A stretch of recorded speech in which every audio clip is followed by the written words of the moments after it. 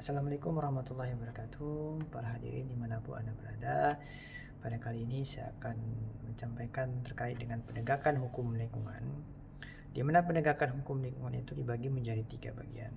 Pertama, penegakan hukum lingkungan secara administrasi, yang kedua secara perdata, yang ketiga secara pidana.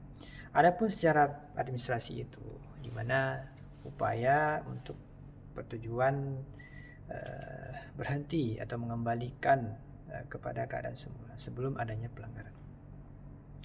Jadi upaya penegakan hukum lingkungan secara administrasi ini dilakukan sebagai preventif atau pengawasan dan represif sanksi administrasi untuk menegakkan peraturan perundang-undangan. Penegakan hukum lingkungan administrasi dapat diterapkan terhadap kegiatan yang melanggar persyaratan perizinan dan peraturan perundang-undangan. Adapun bentuk sanksinya itu bisa penutupan perusahaan, larangan untuk melakukan kegiatan atau menggunakan peralatan tertentu, bisa juga penarikan izin dari perusahaan tersebut. Kemudian yang kedua, penegakan hukum secara keperdataan. Dan keperdataan ini bisa ditempuh dengan melalui dua jalur, melalui pengadilan ataupun non litigasi atau pengadilan.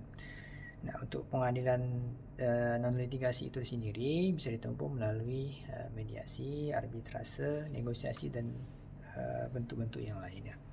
Kemudian yang ketiga, penegakan hukum lingkungan secara kepidanaan.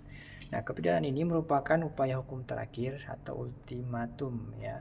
Karena tujuannya adalah untuk menghukum pelaku dengan hukuman penjara atau denda.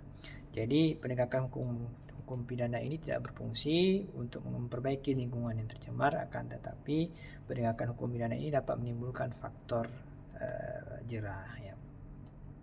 Misalkan contoh sanksi dalam penegakan pidana ini, misalnya seorang yang memasukkan limbah B3 ke dalam wilayah negara kesatuan Republik Indonesia itu bisa dipidana penjara paling singkat 5 tahun dan paling lama 15 tahun dan denda paling lama 15 miliar.